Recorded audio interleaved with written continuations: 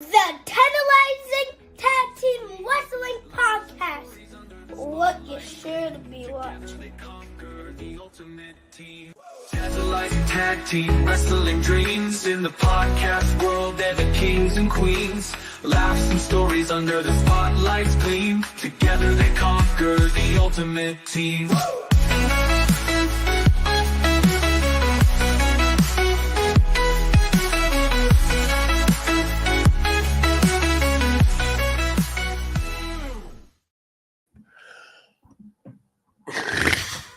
What's up, everybody? Wow, excuse me.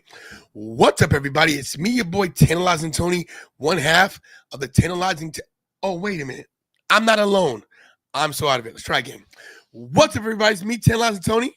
And the producer, Kara. And we are the Tantalizing Tag Team Wrestling Podcast.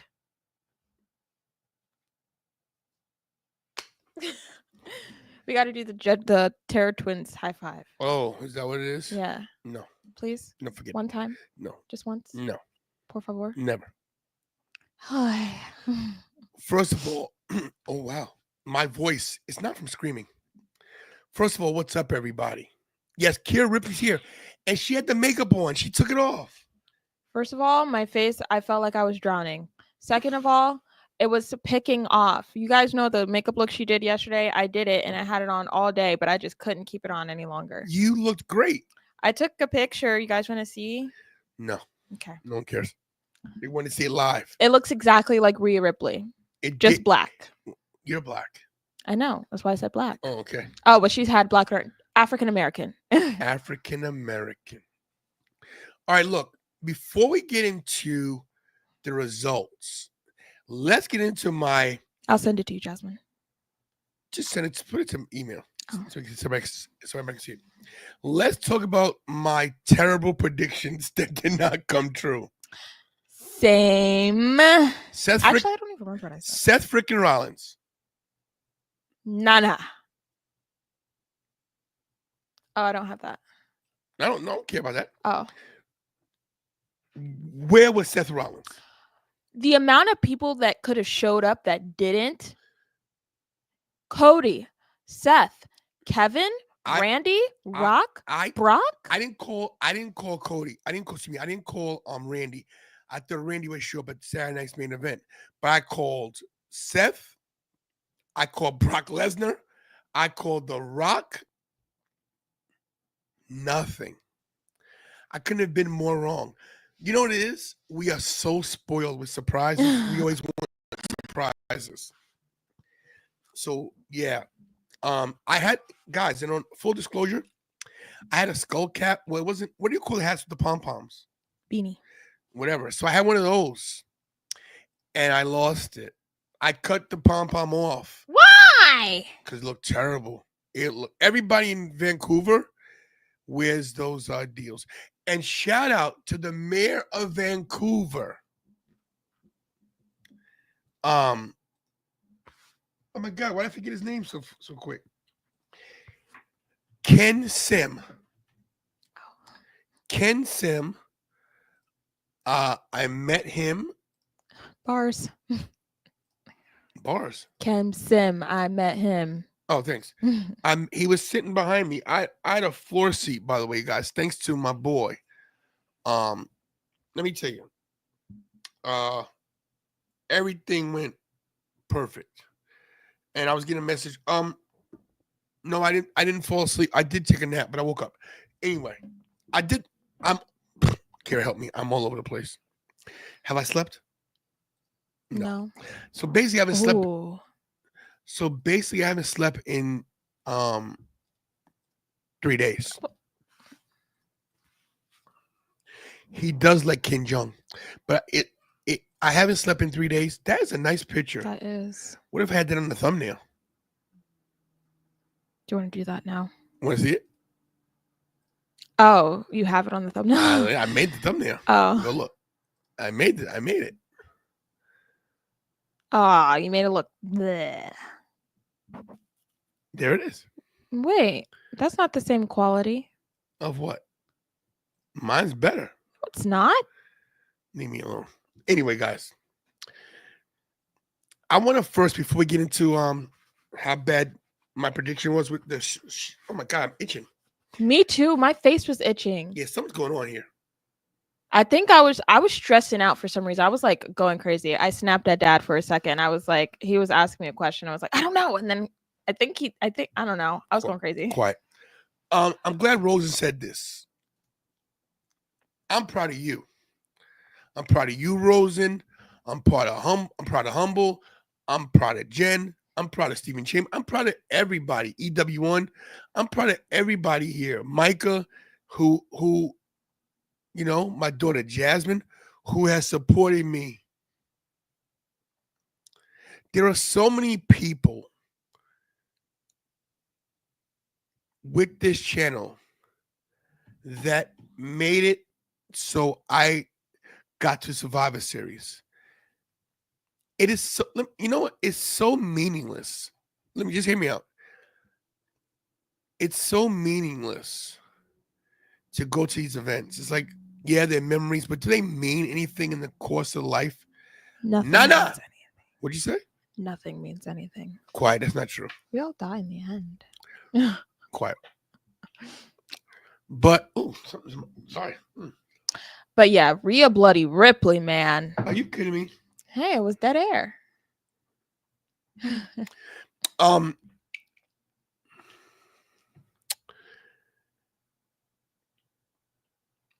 A year ago, I went to some events and it was great and we hustle. Look, guys, this is hard work. We put a lot of work in and we don't monetarily, we lose. We have not seen a profit yet. But that's not important to us right now because we know down the road it'll catch up. What's important to me really is that this thing is a part of my legacy. And some people going, oh my God, here he goes again. It's just a YouTube channel.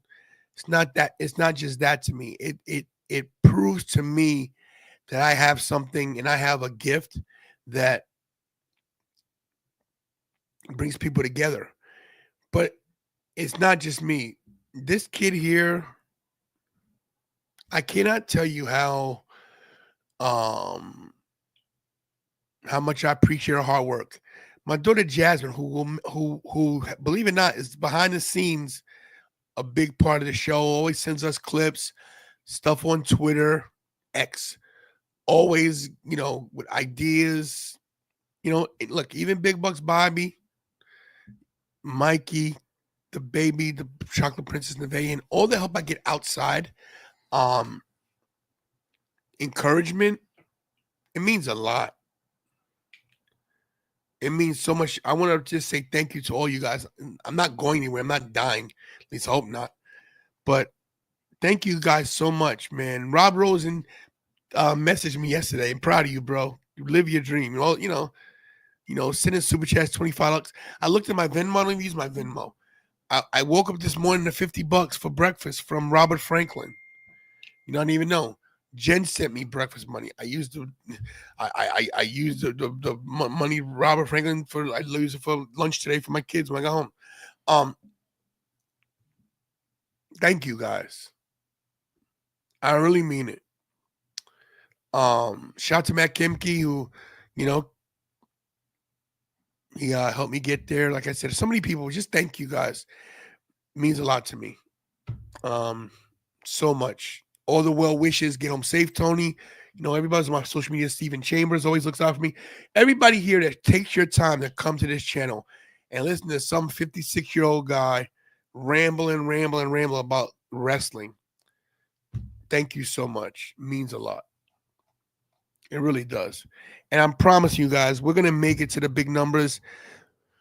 I don't know what the future holds. I don't know where we're going to be, what platform we'll be on, how we'll have a show, but whatever it is, it's going to be successful and people are going to know the name. Tantalizing Tag Team Wrestling Team in the podcast. Oh, sorry. Anyway. Bro, you do. You listen, man. Just to send your money, anyone, $5, $20, you don't gotta do that. It's a big deal, man. It means a lot. It does. You know, I can't call my own mother and ask for $5. You know what I'm saying? True story. Let's keep it 100. So there it is. Survivor Series yesterday, the atmosphere, incredible. Bro, people have your back. And this show's journey's worth it. No matter the obstacle you all got. No, thank you, EWN. Love you, bro. Appreciate I you. got nothing but love for you, baby. I've got nothing but love for you, baby. I've got nothing but love for you, baby. Got nothing but love for you, baby. I got nothing but. Sorry. 5 heartbeats. It was WarGames the musical yesterday. WarGames the musical? Yes. Were you singing? Every 5 seconds. First of all, I got to see. I watched the show. When I saw Rhea climbing, when I saw them climbing, I came to watch the show. I was recording video and watching Kira at the same time, and watching Rhea. So I got the phone one phone like this, my phone like this, my camera on a stand. And I'm watching Rhea climb. I'm like, oh my God, lips getting riptide. I know. I was going insane. I was like, is she gonna riptide into the table? Because she did the same thing to Charlotte at WrestleMania 39, but it wasn't through a table. And I was going crazy. I'm glad she pinned your guys' world champion. Ooh, whatever. That moment with Tiffany, we'll get into that. But man, Rhea Bloody Ripley never fails to amaze me. Where is it? Where's tell it? Father, it's an app. Oh, anyway, yeah. So yeah, Rhea Bloody Ripley, guys. That team was incredible. I'm trying to find some guys. When I tell you that how did the Vancouver crowd play on TV? Honestly, I couldn't really. It sounded like an average crowd. We didn't have decibels at all. No decibels. They showed it. Oh, did they? For LA Night only. Oh, well. But I was popping I was like going crazy, so I couldn't hear them, or I wasn't paying attention, or they just sounded average. But if they were like France, I think I would have noticed. So I don't think they were an awful crowd, but they weren't top 5, in my opinion. It was a solid 8 out of 10 crowd.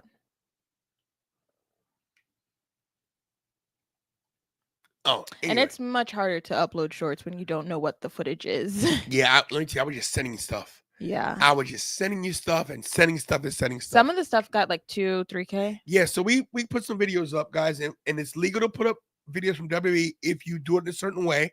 If you use it as a fan experience, I use a certain shot, camera angle, and the goal was to get to 17,500 by year's end. We're at 17,241. Crazy, right? We're moving and grooving. The one video I put up got 100,000 I know, views. I saw that. I was like, wozers. And it's so discouraging when you post it and then like you keep checking it and it's at like 12 views, 20 views, and then I don't know where it flies. So the video is called Bloodline 2.0 Abandoned Soul Sokoa, and people are giving me a hard time. Do you see all the comments? I do not read. I read every comment. Clickbait, clickbait, clickbait. But you watched it. Exactly. But if you think about it, if you read into the title, the context is true. Abandons means to leave. They left Solo. You didn't say forever. Let me ask you a question.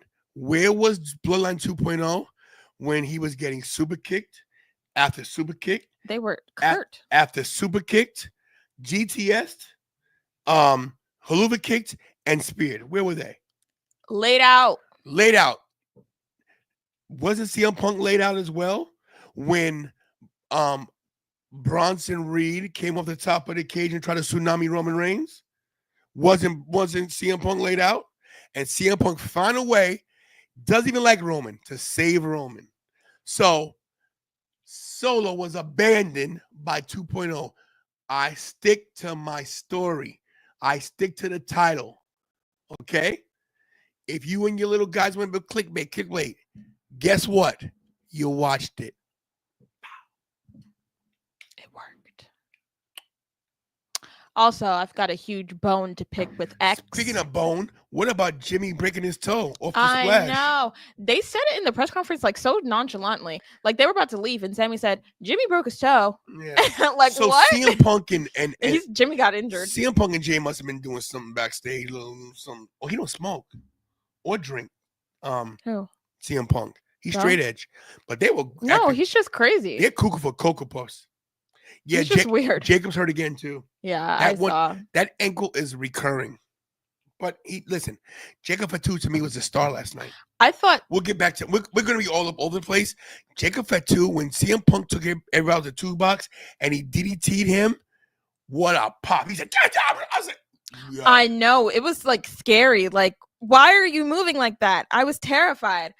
I thought Damian Priest got hurt too. I thought like in the beginning of the match, his shoulder was legit hurt, but then they played into it. So I was like, maybe he's not hurt, but maybe he's just powering through. I think his shoulder's hurt.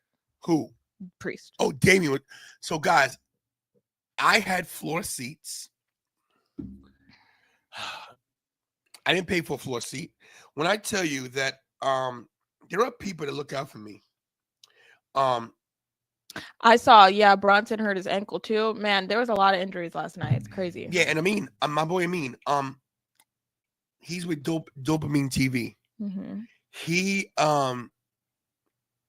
He always gets good seats. He was looking for seats for me all night. And he's gonna buy me a seat. I was like, no, under no circumstance. I already had a seat. I had a seat in section 114. Never saw that seat the whole night. We got into the arena first. We were there early before anybody. We go to he's going to the floor. He's like, Tony, come to the floor with me. They're not gonna stop you. And for some reason, Vancouver security is lax. Really? Walked right down to the floor, and the guy goes, hey, where's your wristband? Let me put one on you. And put a wristband on me. You have a wristband? I was like, thank you. so after that, I just played it. I did all my footage by ringside. I did the show by ringside, a little recap. I don't know if you saw it. Mm-hmm. And then a little preview. And then I sat where the black chairs are, where they black everything out for camera side. I sat in a single seat next to a producer. He goes, where's your seat? I said, on the floor, but I said, I'd rather sit up here. He goes, I got 3 cameras in my hand, one hand held with the handle here. This one, my 2 phones. He's like, bro, you're good. Sat there filming. And when the show was over, ran back to the floor, grabbed my chair because I had a wristband. And there were people leaving with chairs and no wristband. I was like, hey, those guys don't have wristbands. Listen. And I got my chair. And as soon as I grabbed my chair, guys said, you want to sell your chair $100? I was $100. You crazy? I paid big money for this seat.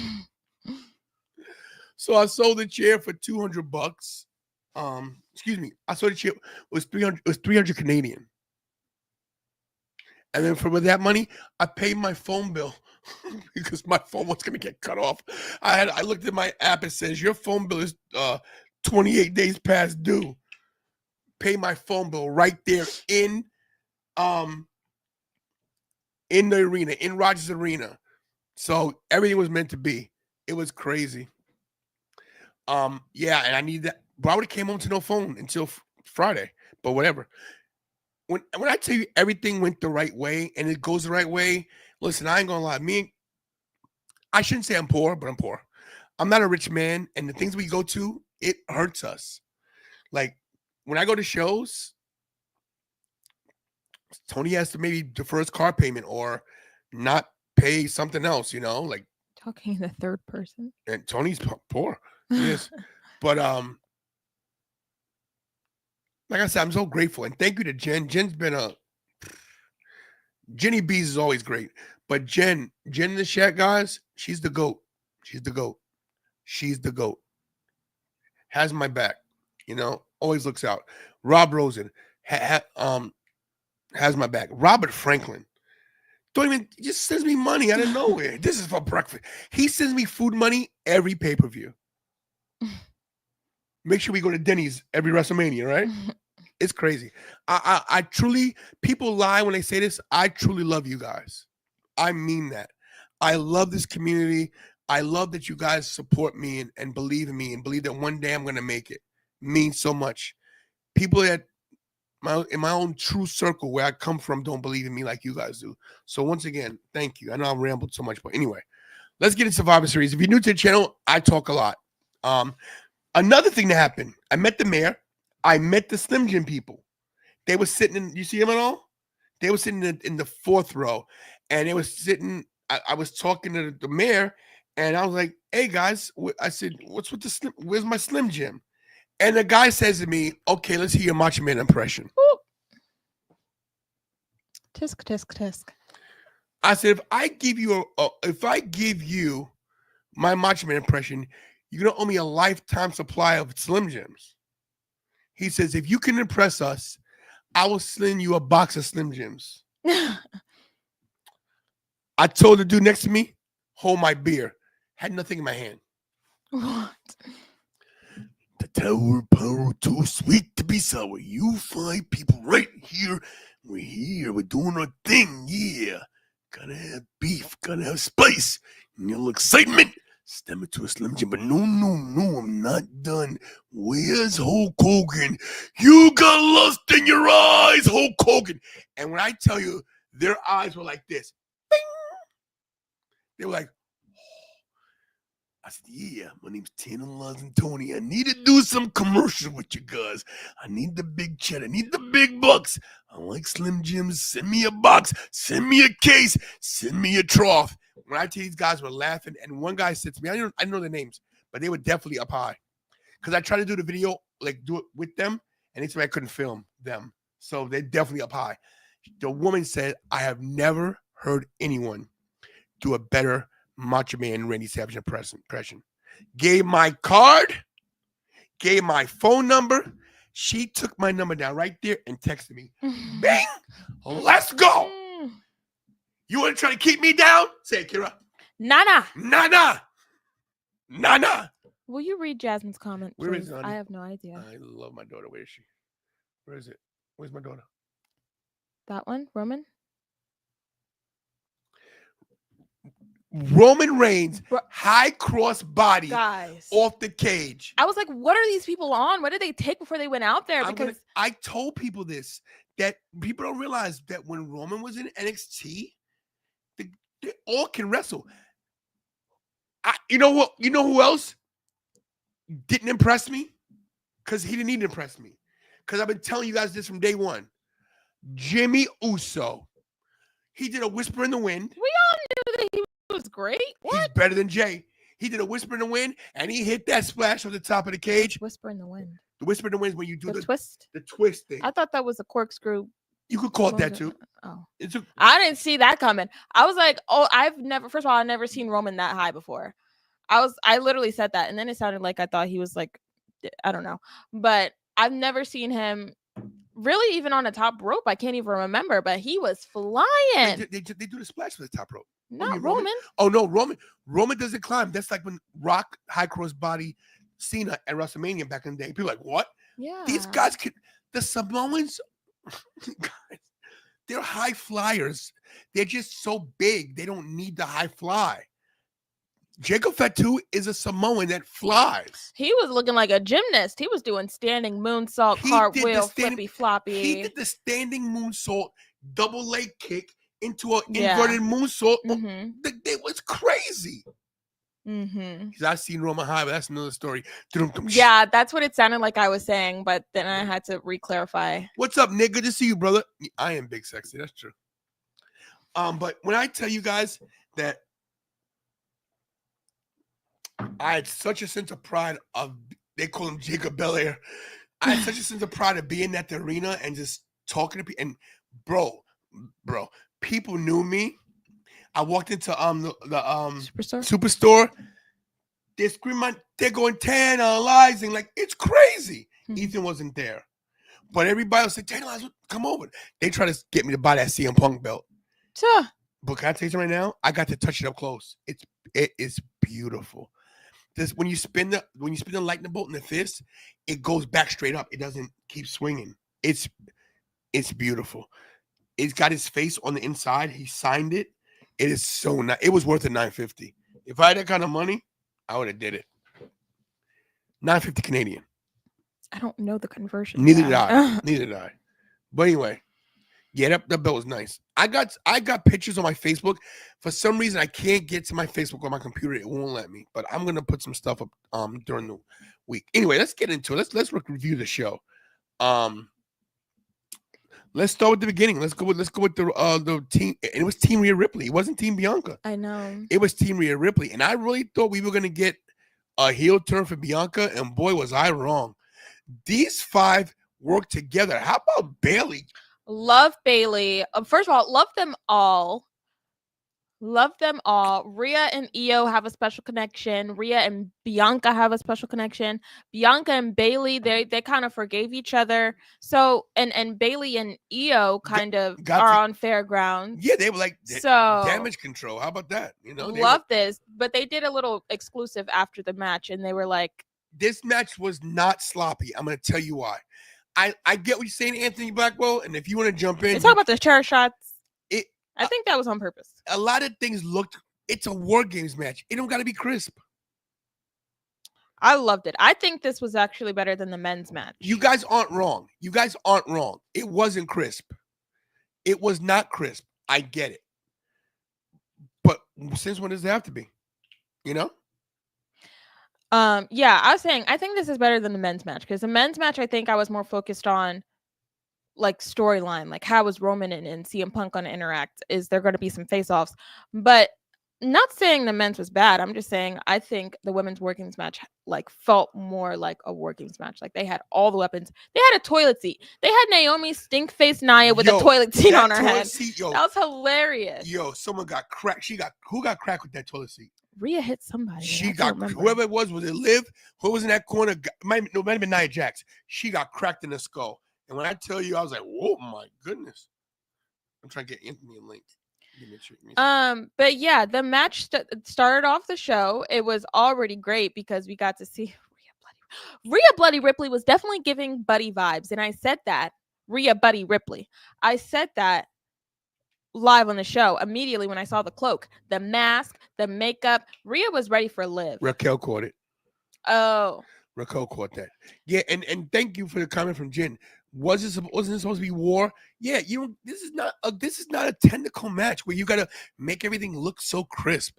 And I get the critiques from my boy Rob Rosen, and I want to tell Rob Rosen and Anthony the same thing. You guys are very intelligent fans. You guys are so smart when it comes to the art of wrestling that you guys, to me, this is my opinion, I love you both, but you guys critique everything in aspects of how crisp everything is. And in a fight, things ain't crisp, you know? But I get what you're saying. You're not wrong. I'm not disagreeing. I'm just saying I don't agree, okay? Yeah, that mask was crazy. I don't know what that was. What is she wearing? She looked crazy. Yeah. You know? She looked amazing. But I'm also sad that they didn't coordinate their outfits. That was upsetting, but it's okay. No. Because professional wrestling, sports entertainment, they're also entertainers, and they're trying to make it seem like they are in war. You're not doing perfect crisp DDT, high cross body, all that good stuff in war. You're trying to hurt the person as much as possible. Before we bring in ABJ, we have a new subscriber here, Cherry Goldust. Let me do it. Oh, Cherry Goldust. All right, guys. He's my friend. He's your friend. He's one of the best content creators I know. He is the one, the only undisputed, Tantalizing Wrestling Federation, undisputed Intercontinental YouTube champion. Everybody loves ABJ. Hey, what's going on, everybody?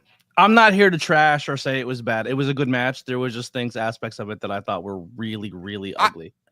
I like that you trash because I got somebody to argue with.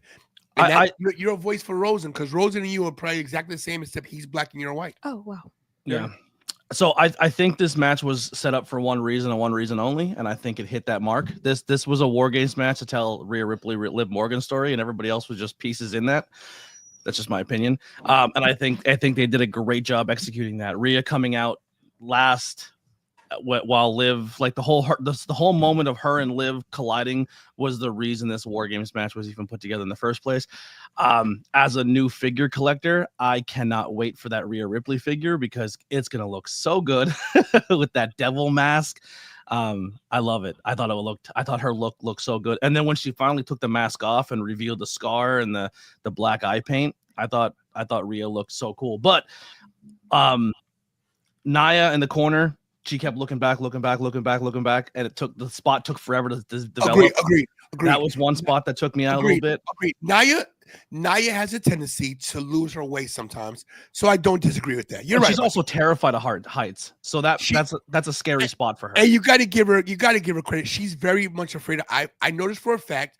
I talked to her at Celeb Fest 2 years ago, and she's deathly afraid of heights. Definitely. Yeah. So you got to give the girl some credit for her trepidation. So I get it, but you're not wrong about that. And then the only other spot that to me that really, really bummed me out was that spot where they clear. Like it just seemed like when it got to like getting to their matchup spots, like hey, you get to you get to you. It was just sloppy, and they lost their places. And then when they were trying to use weapons, they were.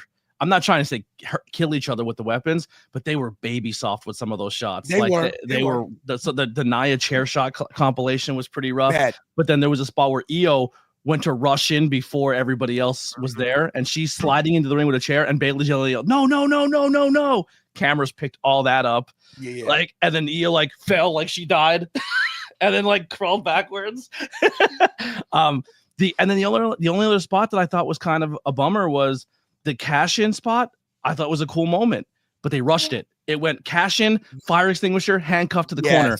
And I don't know how it was in the arena, but I knew at home same. The cameras barely caught the handcuff spot at first, and they zoomed in late.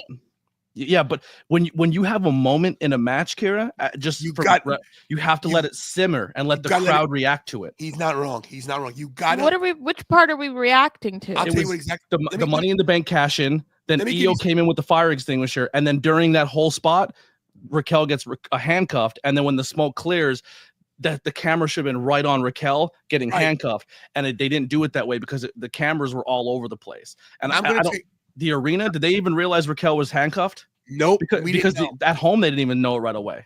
We didn't know it either, and that's the thing I was going to tell you, that we didn't even know that she was handcuffed because I think that they were trying to get Rhea first, right? They were trying to handcuff Rhea. Is that what's happening? Yes. Yeah, but a while ago. And they I don't know what happened. They switched or whatever the case is, because of the fire extinguisher smoke. It was too quick, and they didn't let the briefcase segment, the part of it, cook at all. Yeah, it's like it wasn't enough teasing that she was going to cash in on someone. They did it way too fast. Yeah. But what I think happened is this. I noticed that there was refs on the side, and they were doing this to each other. So I think they had a time thing going on. They were definitely rushing. They were flying through spots. Yes, they definitely rushing. So yeah, you're not wrong. I loved that. Because like I thought I was calling her bad. I was calling her a magician because we didn't even know, because they diverted our attention to the Money in the Bank thing. And I don't think, like, how long is she supposed to stand there looking at him? She wasn't going to cash in. So I think the fire extinguisher, I think it was good timing. And I didn't see it either, but I thought that was the point, the handcuffs. Yeah.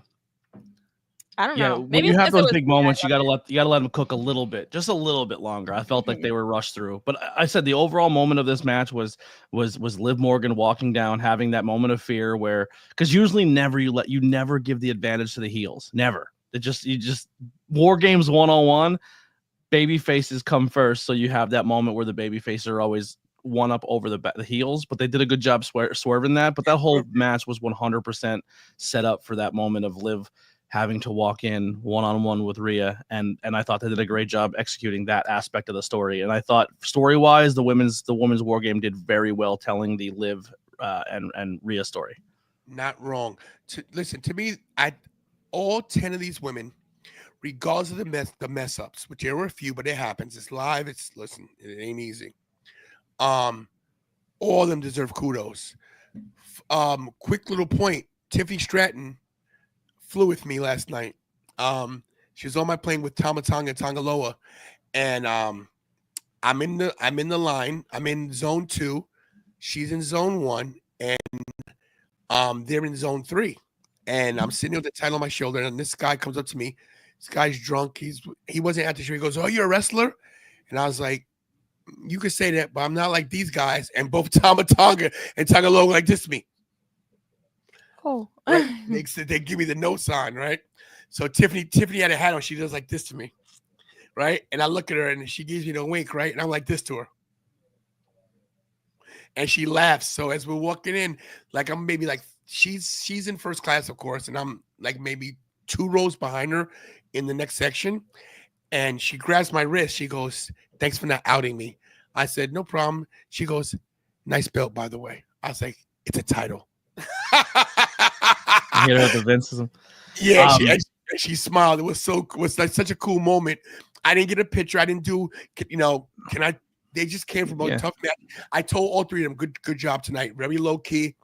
I was very proud of myself because I'm a mark. Yeah. And I was very proud of myself that I didn't, go, oh, Io had the moment though. I thought when she put the trash can on, I thought she was just gonna do the coffin drop, fall backwards, and get caught.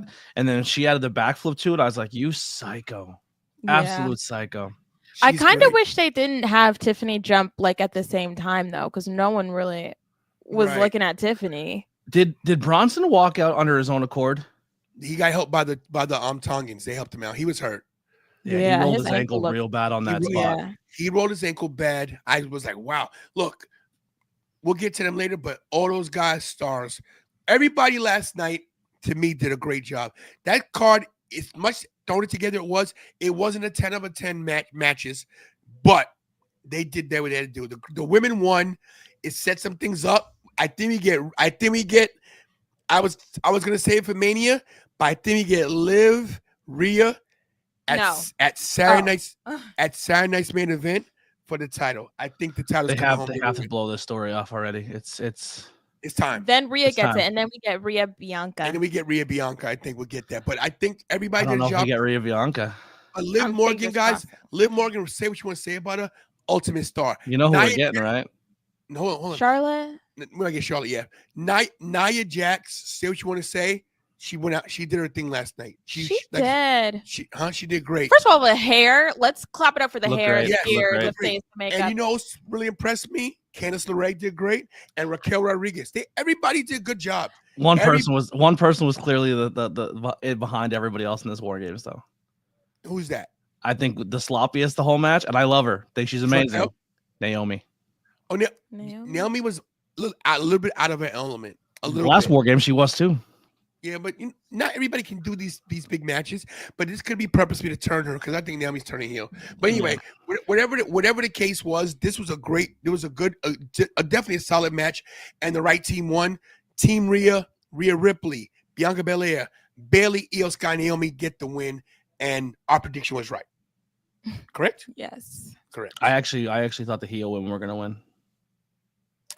I like how this was like the movie where they have 5 different storylines and then it all comes together in a big bow. I feel like all their storylines like ended up getting advanced through this WarGames match. Like Tiffany, Candice, and Nia, their storyline advanced. Rhea and Liv, their storyline advanced.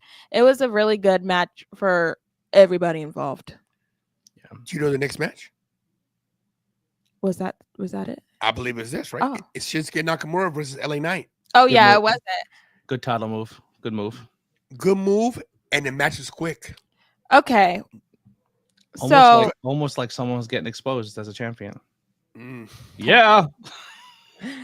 Yeah. So I predicted Shinsuke was going to win. So did I. I knew that LA Knight was like, he was LA Knight. Is that why you looked at me? Yeah. Oh. No. I thought you wanted to do the yeah. No, but we all felt LA Knight slowly falling, and if they kept the title on him any longer, it wouldn't have been good. But I feel like the match, Shinsuke's debut, the lead up to this match, it was just all rushed and random. I feel like because like he came back, right, and for some reason attacked LA Knight. Okay. No story behind it. No story at all. And then he gets a title match, and then the title match comes, and it's like a very mid match. I don't think anyone was like super invested. Not only because it was a random match, but wrestling wise, they did good. But I would have expected a lot more from them. They made it quick. I'm gonna tell you something right now. The crowd was pro Shinsuke Nakamura. They were still doing but they were cheering for Shinsuke. And I was looking around. I was like, the LA turn's Knight's character does not fit into the universe of the WWE. He just doesn't. People like to chant. People like to chant. They like because it's easy to say and it's catchy. But when it comes to the character he's trying to portray himself to be, he wants to be Stone Cold The Rock, but he's not bigger than the mid-card title, and it doesn't fit into the narrative of the WWE right now. He wants to be this.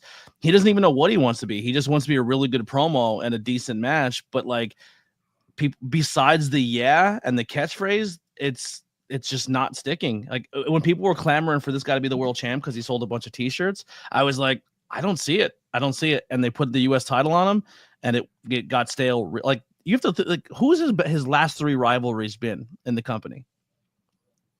AJ Styles is one of them, right? Logan Paul, right? AJ Styles. Yeah. Logan Paul, who is the biggest social media influencer ever. That match went nowhere.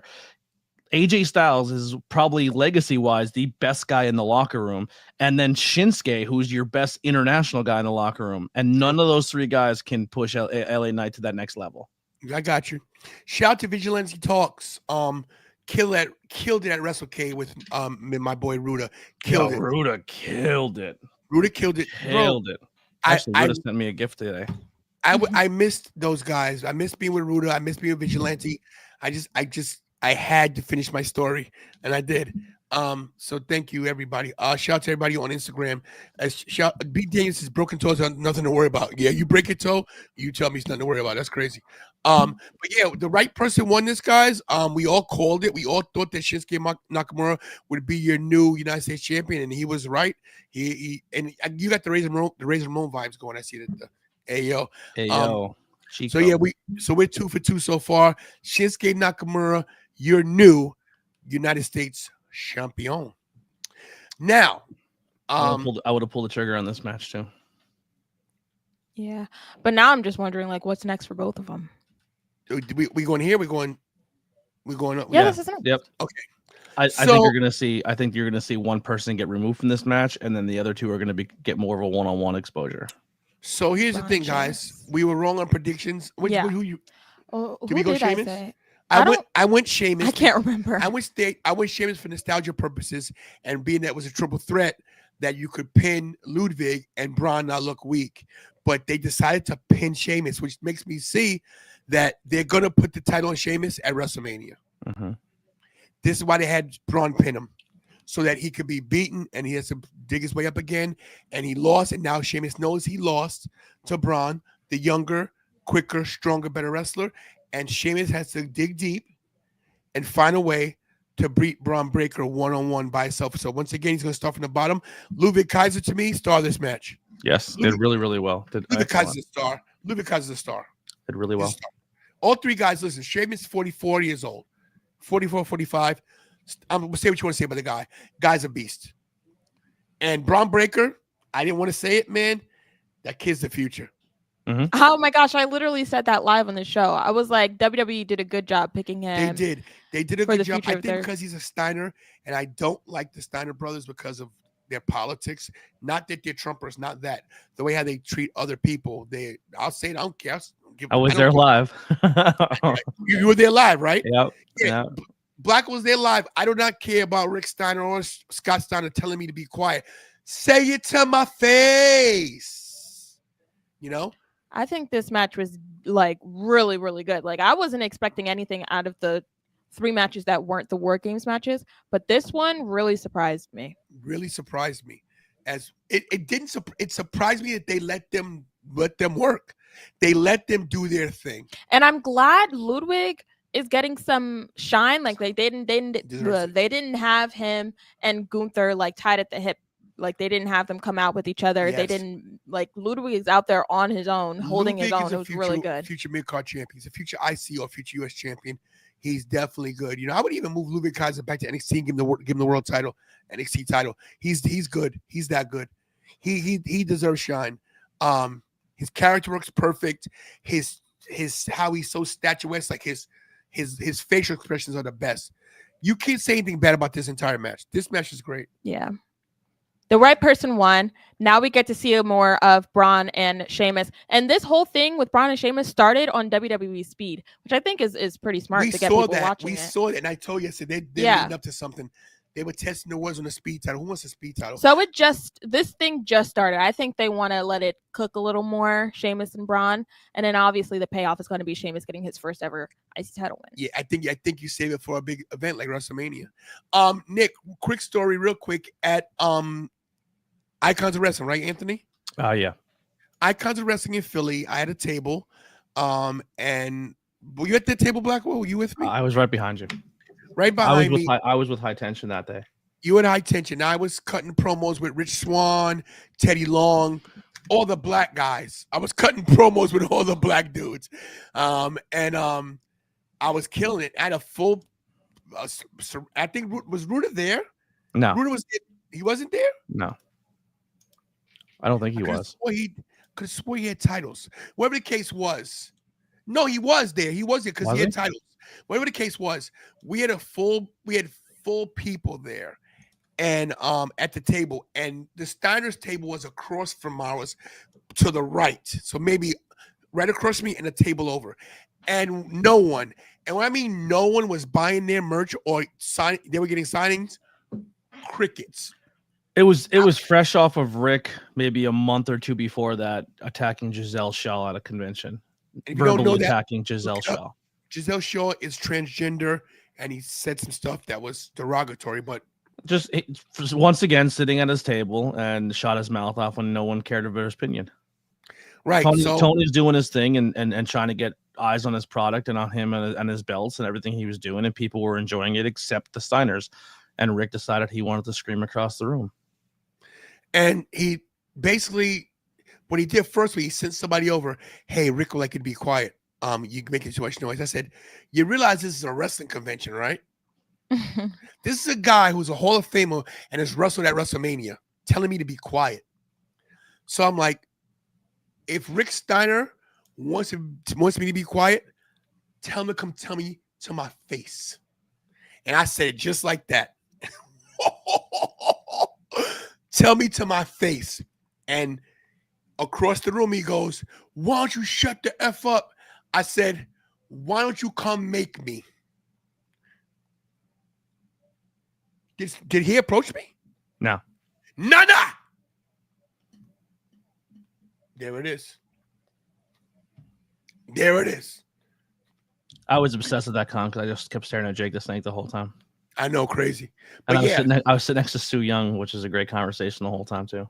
Crazy. So I never gave Braun Breaker a chance because of them, and I was very biased against him because of that. And I admit it, and he proved me wrong, and I admit that I was wrong. He's great talent. Listen, go back and watch Steiner Romance. They're amazing talent. The Steiners are great. I could never say nothing bad about what they work in the ring, but it's like talking about Bubba Ray Dudley. It's the same thing.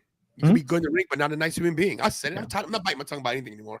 I don't care anymore. I think plenty. Yeah, and if I don't like a person's match, or I thought maybe they're just not where they should be in the company, it's not like LA Knight. I don't dislike LA Knight as a person. I watch LA Knight live in the independent scene. He's a great talent. It's just I just don't think he fits in right now. Nothing personal against him as a human. I think he's a great talent. Look, we're allowed to critique people because they are in the public eye, and just like I give critique to what I do and what I say, people are gonna critique you no matter what you do. Mm-hmm. So part of the business. Part of business. You want to be rich and make that money, take the criticism. Like I gotta take. I was never a Bray Wyatt person. Love Bray Wyatt as a human. Just the character never made sense to me. And I got it. And you're allowed to have that opinion. But yeah, let's keep moving. Let's not harp on the negativity of someone who doesn't even deserve to breathe the same breath as Stan Laws and Tony. This match is great. Sheamus gets pinned clean. It looked like for a minute with the bro kick, he had it. Yeah, they teased us so many times. I was on the edge of my seat. Like they did like 3 false finishes, and I was like, "Goodness gracious, can I breathe?" About to give me a heart attack. Nope. I was like panicking. I was like, "Are they going to do it?" No, they're not going to do it. And then they almost did it, and then they didn't. So it was crazy. You're gonna get Sheamus versus Ludwig first in a 1-on-1. and then Sheamus is going to beat Ludwig and then go after Braun. Yeah. The winner of this match, and still your WWE Intercontinental Heavyweight Champion. Why does the belt look like that? That's That's the old one. That's the old one. Braun Breaker. Is it? That's the old one. Yeah. The old one had the globes too. Yeah. Yeah, just they weren't blue. Oh, The new ones are blue. yeah, I don't like the blue. You don't like the blue? Can you Mm-mm. stop doing that? It's this I'm so, one. I'm so sorry. I'm so sorry. Michael, I'll answer that towards the end. I don't want to derail the show. How come I keep missing the app, Kira? Father.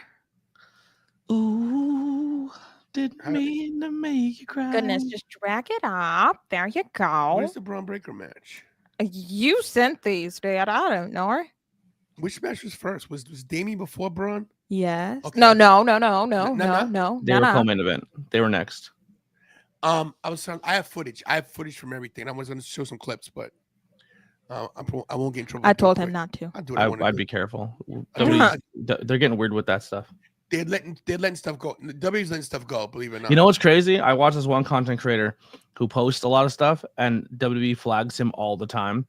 And then the first thing that WWE used for a documentary was like a crowd reaction from people's live streams, and they use his live stream. He's like, "Yo, you used me on your program and didn't ask me, but if I use your content, you flag me and almost take my channel down." If you're gonna use online creators' content, then be a little lenient on the content creators who are covering your product. And I was like, it's a good take. It's a good take. They got to give us a break, man. They have to. Look, man, nobody's going to not watch the WWE YouTube channel. It gets millions of views a minute. It's like if we put some clips up and stuff, look, I got full matches up. I ain't going to lie. I put some matches up. I got matches up. I don't care. You know, I found out how the way to do it. So if I haven't got copyright struck once.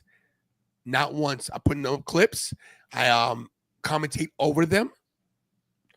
It's my fan experience, and that's within the fair use guidelines of YouTube. So I'm good. Yeah. You know? And right now we're critiquing something. So if we put something up a clip, we're allowed to critique it. So, you know, I can't find the clip I want.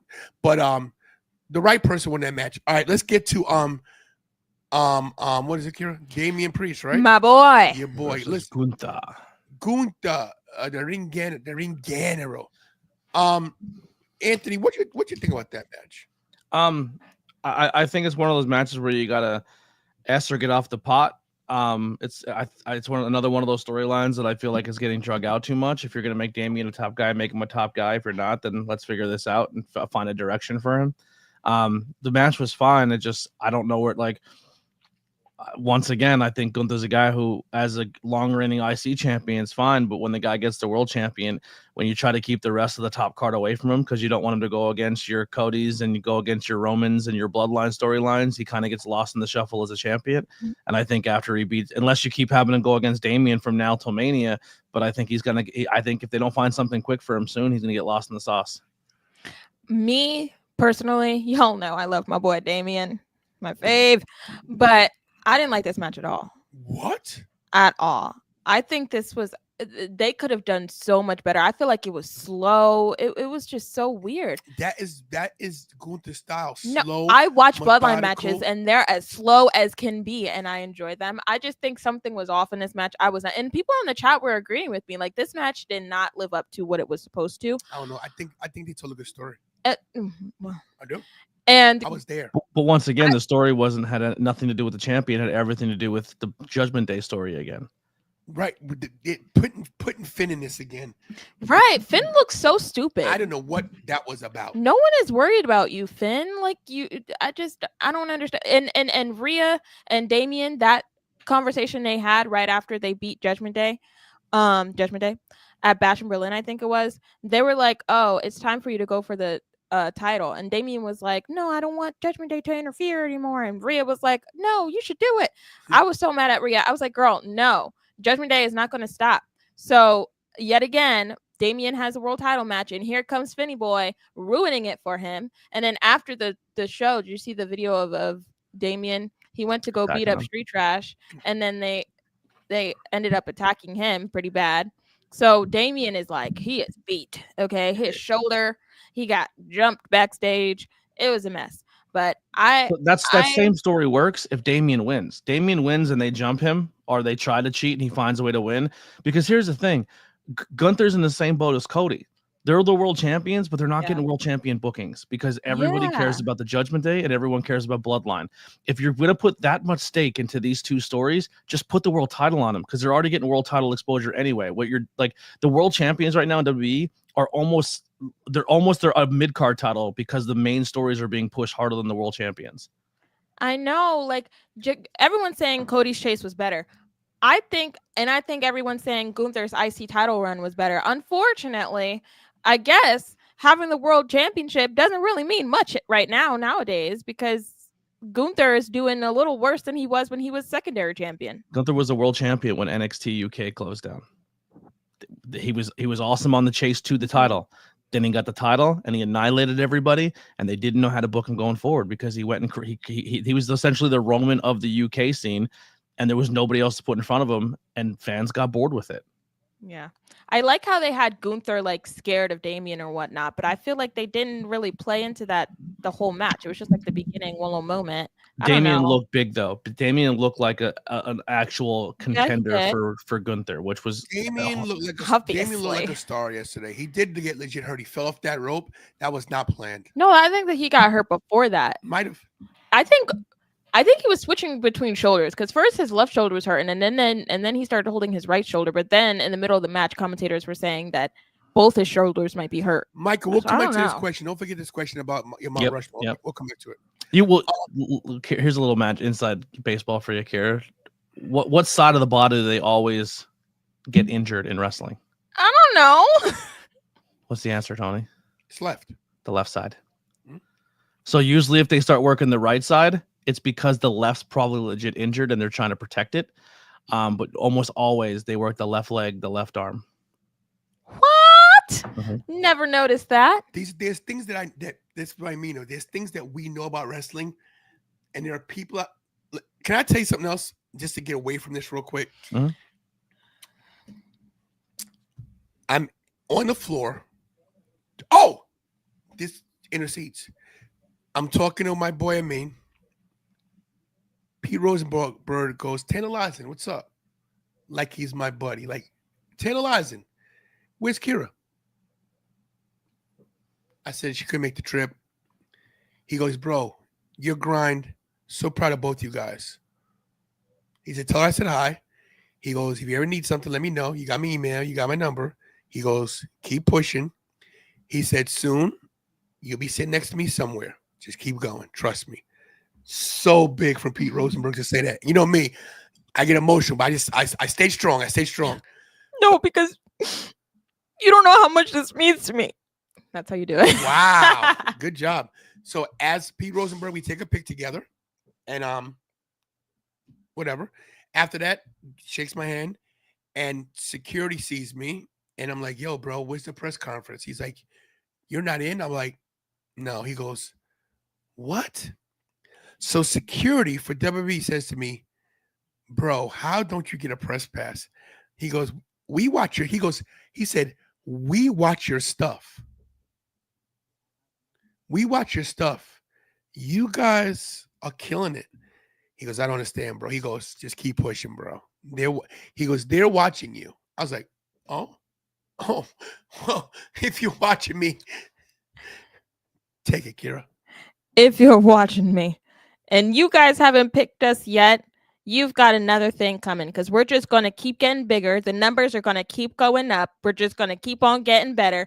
All your fans are coming to us, and then they're going to go to your videos and be like, where's Tantalize and Tony? Hire Tantalize and Tony. Tantalize and tag team. And then you're going to be left feeling like, whoa, why didn't I get these guys sooner? They were right in front of our faces. You made the mistake, guys. But let us grow. Let us get as good as we can. And then you'll realize the Tantalize and tag team is where it's at. Eat. What she said.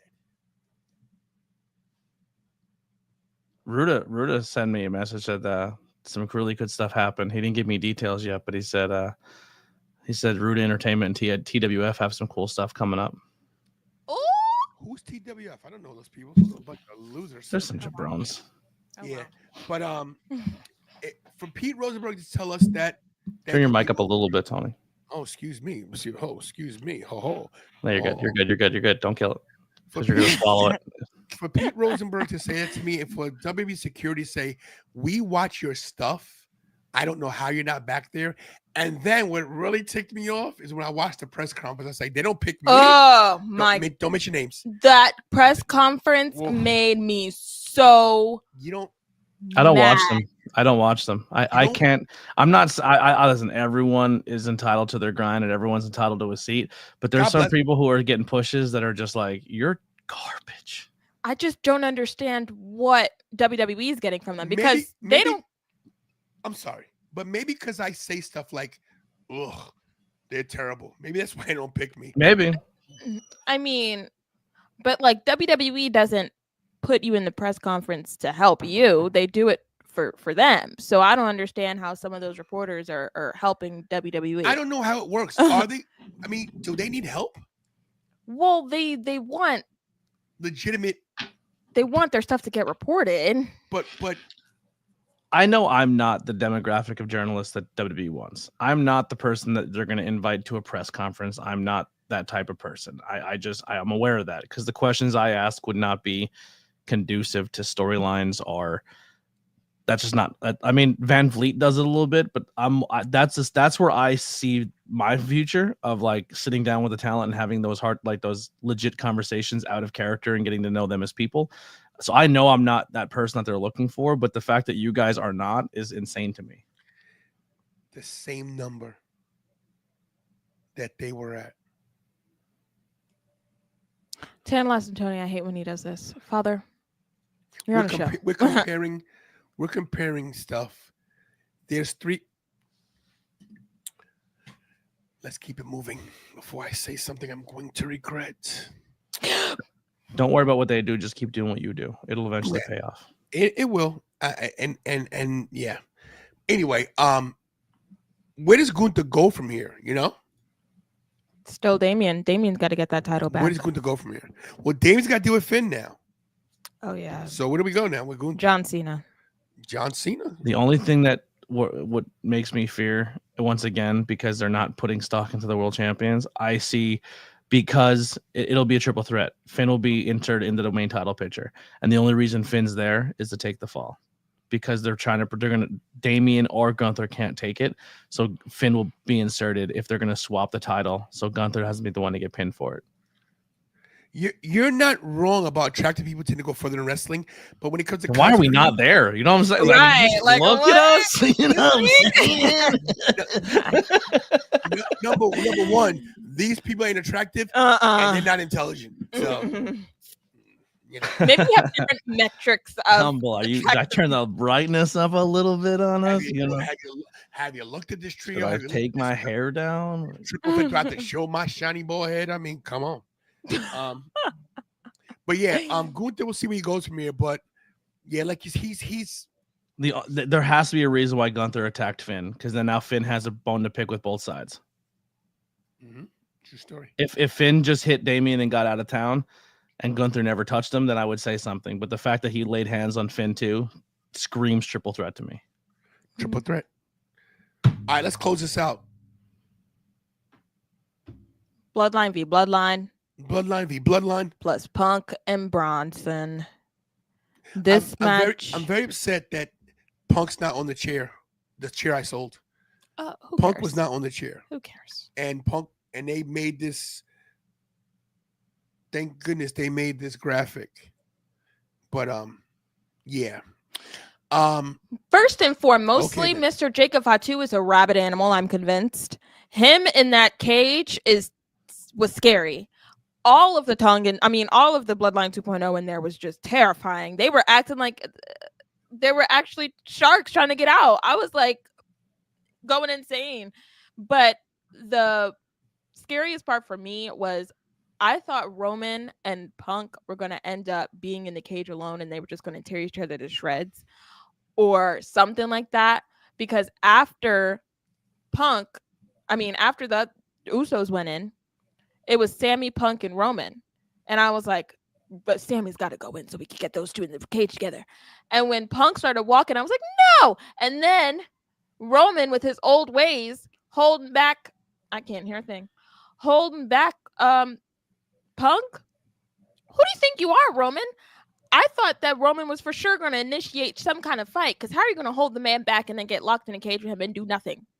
See, I thought the way when I was watching, I was like, oh, I would do it this way, but I didn't mind the way they did it. I thought the storytelling in this WarGames was done very, very well. But I thought Sammy was going to stand at the cage, like ready to go, and Punk was just going to blow by him, grab him, move him out of the way, and run in and do it. I didn't think the last two in the cage are going to be Roman, and then once they did that bit, I thought Roman was going to be like, now you go. But then he stepped in front of Roman and went, which I thought was a cool little nod. But yeah, that was really cool. The only thing about this match, and I was disappointed in the crowd, it took the crowd until the double splash, which was 10 minutes after they were introduced. Like, as soon as the Usos entered the cage together at the same time, and they were a tag team, and it was so smart they didn't put both members of God in. It was Bronson and Tonga, not both Tongas, because now you're still saving Tonga versus Uso. But for the Usos to be in the cage at the same time together and be the Usos, they got no reaction until later on in the match when they did it again to the Tongas. But I was like, oh, this is gonna be a big pop. Like, the Usos are kind of reunited in the cage as Usos again, and they didn't get it. And I was like, ooh, the crowd goes quiet. But this is a cool moment of Jimmy and Sammy reconvening. Yeah, it was great. You can't. That right there, Jimmy and Sammy, that was a nice little moment right there. Everybody's like, oh, it was. How about Punk going off script in the beginning? What happened? Punk walked over to the cage and pie-faced Bronson Reed. And that wasn't. I thought all of that was just like.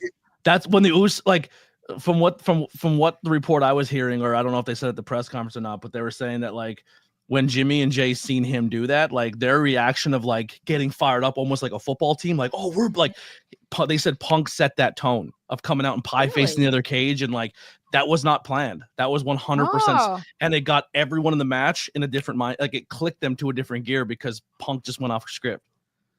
Whoa. Yeah. Speaking of Punk, this is him walking into the cage. The dude's the GOAT. I don't care what I've been saying this for a minute. I got so much hate for being a Punk guy. You want him in your company. I don't care. This is I don't him care what anyone says. You keep that man in your company. This is him nailing everybody with the toolbox. And then when you get this right here, let me see if I can get to it without it.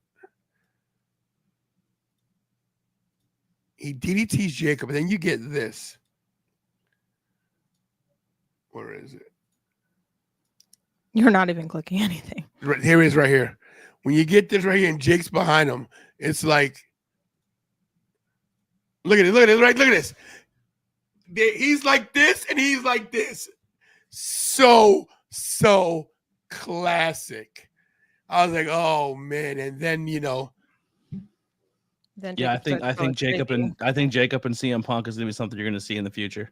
Yes. I think Jacob versus literally everyone. Like, if they put him, they face him up, like, they're making him seem, as they should be, they're making him seem like he's this huge wall that you have to go through to get to Solo. So good. And he literally is. Like, he's had so many good face-offs. Roman. Here's the only difference between the two companies, and I'll make a quick comparison. AEW would have brought a guy like Jacob in, and they would have had, for the next 4 weeks before a pay-per-view, him out having matches with, like, people in the roster who you've never seen them work before. Where WWE is going to hide him and then hide them behind storylines or make them not work one-on-ones or kind of put them in matches like this. And then as a fan, you're like, man, we never got that one-on-one. And it's smart for WWE, but sometimes they miss the opportunity for getting those matchups. And then guys go to a different company like, yo, we've been in the same, like when Adam Copeland went over to AEW, he's like, I've been in the company the whole time. I never got to work Alistair. I never got to work this guy. I never got to work that guy. Like, they were matches we wanted, but we just never got because WWE storylines, they just like when they do the weekly shows, let them go out there and have matches because there's people that like that's where chemistry and stuff builds. But sometimes WWE keeps people too sheltered away from each other, and you miss opportunities for really cool matchups. You're not wrong. This here is Bronson gonna splash Roman. How about Jacob selling the knee in this when people thought when he slipped on the rope and he sold it as his knee blew out, people were legit concerned his knee was done. And I was like, Yeah. Give the man an Oscar, because I was at the edge of my seat on SummerSlam too. I was like, he is actually hurt. And this time I thought he was legit hurt too. I was like, what in the world? I'm telling you something right now. Some of these independent guys are on a different level, and he's bringing that independent wrestling vibe to the WWE, and it shows. It shows. I was so ready for him. MLW dropped the ball with him. Even though he was champion for 800 days. They couldn't keep much longer. He had to grow. But they mistreated him when he was towards the end too. Fooled me. Let me tell you guys. I'm sorry, my back's doing really bad. The talk of WarGames when people were leaving was Jacob Fatu. He's fantastic. So good. So good. Shout out to Big Hirsch TV, who guys check out Big Hirsch's channel. I'm gonna play some stuff tomorrow. Big Hirsch, I see you came back into your stuff again. I didn't forget you. I've been so welcome back, brother. Welcome back. We love you, Big Hirsch. Hirsch called me during my trip to Vancouver. You know, just always looks out for me. Always words of wisdom and words of love and respect and care. I can't say enough about that dude. Ending with CM Punk shaking hands with Roman is strike 3 for The Rock to turn Roman. Because strike 1, losing WrestleMania. Strike 2, team with Cody. Strike T, team. Strike good Clone okay, Force. Clone Force. Now, there it is, buddy. You not wrong, bro. You ain't wrong. You know. Listen, you can't say nothing wrong about this dude right here. I'm about to play it. Hold on, give me a second. Yo, how about Jimmy Uso, bro? So good. So good. I think all of them like showed up and showed out, but I think some of them, especially Jimmy and Roman, showed a different side that we usually don't get to see. Like they were actually like, this was usually, you know, Roman does the slow paced matches, but you cannot be slow in a WarGames match. And Roman Reigns, I almost forgot he was like a legit wrestler for a second, because he's been doing these slow, methodical matches for years now, and I forgot that he's actually really good. And there it is. Humble nails it. Would you like to see Roman versus Punk or Roman versus Solo? We got to see Roman Punk, but they'll save that for well, you know what, you can't do it for the Rumble because Punk's gonna win. Maybe we get Punk Roman as the last two in the Rumble. So what do you think? Well, let's just this is where the debate comes in, because this is how the pay-per-view ends, right? CM Punk walks down the stairs and he says to Paul, I did your favor. When I need my favor from you, I'll call you. What's the favor going to be? That's been driving me crazy. I have no ideas in my brain. Like, what can it be? Everyone's been saying, oh, when Roman gets the title, give me a title shot. But that just seems like, so what kind of favor is that? That's the ultimate favor. That's not even definite. Who knows if Roman's going to get the title again? Roman's getting the title again. They don't know how to book the they don't know how to book the company without him as the champion right now. But here's the thing. Is the favor the title shot, or is the favor I need you as my corner? I'm a Paul Heyman guy. That's what I've been hearing too. That's what it is. But like, who walks up to somebody? Heyman's got to choose. Who walks up to somebody? Heyman's gonna have to choose. Who walks up to somebody? Who walks up to stop it? Who walks up to somebody and says, "Hey, do me a favor and leave your guy and stay with me forever"? That doesn't sound like a favor. That sounds like I don't know. That's but here's one thing. Decision. Did Punk make Paul ever feel like he was threatened by him? Did Punk ever make Paul feel like he was like in a Stockholm syndrome moment where he had to fear him? Never. He never. Always treat him with respect. Or here's my other theory. Punk turns around, maybe comes out on Monday Night Raw, and he says, "Hey, you know, I haven't been in this company for a very long time. And the only time in this company I felt like I was successful is when I had a wise man in my corner. And when I had my wise man, I got to the top. And then I left. And that wise man, every single person that was near him got world opportunities, got main events at WrestleMania. Paul, I need you to be my wise man going into Rumble and coming out of Rumble to make my way to, so I could finally have my main event at WrestleMania. It's not about the talent who goes to WrestleMania. It's about the man behind them. And he's going to ask Paul to be his cornerman from now to the road to WrestleMania. That's my other theory. That's it right there. That's it right there. Paul's like Paul is essentially the Oh my God, I'm having a brain fart. Who was Jordan's coach? Jordan? Michael Jordan's coach, Phil Jackson. Phil Jackson. He's the Phil Jackson of professional wrestling. If he's he's the Doc Rivers of professional wrestling. You want a championship team, you need a championship coach. He knows he needs that championship. It's been eluding him his whole career. The best way to get there is the guy who's been in the corner of more people at WrestleMania for the past 10 years than anybody else in WWE history. My dad. He needs his Phil Jackson. You know what I'm waiting for? I'm waiting for the 3 Paul Heyman guys to fight for Paul. We'll see. I don't think the third one's coming. Look at this. Really? Double super kick. I don't think. Boom. Then after that, what do we get? Doc, come on. The Spurs were good. Hirsch, come on. We get a haluva kick, right? Boom, haluva kick. I thought CM Punk was going to drop him when he picked him up. He was adjusting. We get to go to sleep. All right, we get to go to sleep. Come on, 7 seconds. Hurry up. 3, 2. We get to go to sleep, and then we get an ooh-ah. Hold on. And we get an ooh-ah and a spear. Look at the ref. And a 1, 2, 3. And so far. Oh, not Doc Rivers. You're right. Who am I thinking? Phil Jackson. No. Papa. I'm having a brain fart. I'm sorry. Popovich. Yeah. Popovich. Yeah, Doc was the Celtics. That's my bad. Right. Thanks, Hirsch. Anyway, Doc Rivers didn't coach the Spurs. Greg Popovich, right? Is that his name? Popovich, yes. Yeah. But look, you're right. I love that last. I like that Theory.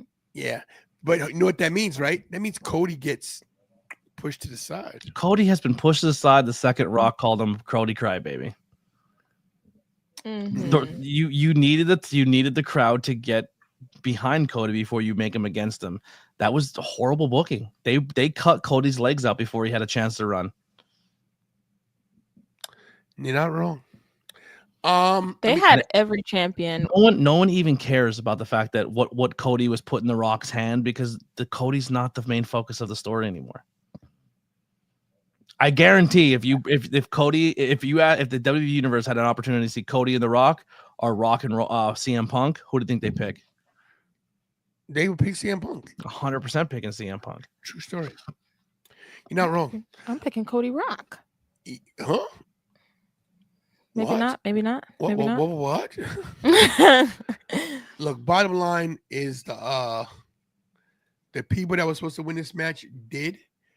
I think that Roman now has to beat Solo 1-on-1 for the Ulafala. Let's get that back, and then we figure out from there. This whole necklace thing is out of control. It's who cares? But they do. So let's get it out of the way. I think you do it at main event, and then I think we're full speed ahead at Royal Rumble on the road to WrestleMania. Gotta realize, guys, we're already Can't wait, Coach Shannon Sharps. I love that. Do you think do you think Saturday night main event's gonna have the Body there? Do you think he shows up? Jesse the Body will be there. He has to be. You can't get Vince, but you got to get Jesse the Body. You know. I don't care about any of that. Let me get some surprises. Let me get some returns. Let me get some debuts. Jesse the Body They're really Ventura building. is the ultimate thing you can get for that show, because he's the last person alive who held that down. Yeah, because you can't do it with Vince because he's finished. You can't go to Monsoon, I'm Bobby Heenan, they're all 17 years gone. old. So yeah. I don't know anything about that. You need to do your damn history, Kira. No, History. thank you. I hated history. in Anyway, the school. winners of the men's Survivor Wrestling Series match, history is different. Sammy I can't tell you Uso- dates of World War II, but I can tell you, who wrestled in. Sammy Uso, Jimmy J Uso, CM Punk, and Roman Reigns. No Sammy turn, Yeah, I don't think you turn anybody in this match. but the turn's coming. It's got to be coming. There's no way Even though I Kevin's don't letting want that slide. There's no way, unless Kevin's gonna fight Sammy somewhere down the line. I would You know, have Cody. At this point, I just have Kevin take the title off Cody. That's crazy. If you really, really want Kevin to stay with your company and his contract's coming up, I hate to say this because I like Cody as a person, but nobody cares about him as a champion right now. They need to shake it up. And I think Kevin's that ultimate guy you could shake it up with and then be a transition to somebody else.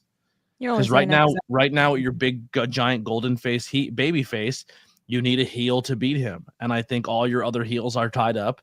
And I think Kevin Owens is a perfect guy. And especially if he has contracts coming up at the end of this year where he can jump ship anywhere he wants to go, you should put the title on him. They should put the title on me. The title of content creator of the universe. The only time they've ever put the title on Kevin Owens is when they handed it to him. He never actually earned the world championship. That is true.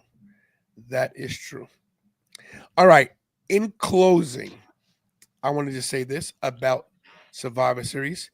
And this was a nice way to go out. This was that was nice such a keep it. You really see nice. how Punk went backstage, and then I'm pretty sure they told him to come back out so they could get this picture. Yeah, to get this picture. I give Survivor Series an 8 out of 10. I give it a 10 out of 10 because I was there. I made it better. Being that close to the cage, I was there when they were still building the cage when I got there. The cage wasn't done. Yeah, they were live streaming the build. They weren't done, but I get it a 7 out of 10. 7 out of 10. All 7 points go to Rhea Ripley. Okay. No, 6 of them go to Rhea. 1 of them goes to Bloodline. No, hot take, 5 I of think them H go to was for- Rhea. for- 1 of them go to Bloodline. 1 of them go to Damien. She's not missing that cash in. Tiffy's ready to go. Mm-hmm. Tiffy's ready. Look, all I can say is this: is that, and listen, I did this show because I wanted to do a recap. I wanted to let you guys know I was back home, and I want to thank you guys for supporting Kira. Last night we had how many views? 1,500, right? Yeah, 15 but freaking Twitter Twitter X, count your days. Yeah, Count them all. Like Blackwell says, probably bots. You I know? think they're all like, why? Because there's Twitter's a cesspool, and it's a dying it's a dying thing. Twitter was made for one reason and one reason only. Propaganda. Donald Trump. Propaganda. He bought it to give Donald Trump a platform to speak his nonsense again, and that's why a lot of people are leaving it. Yeah.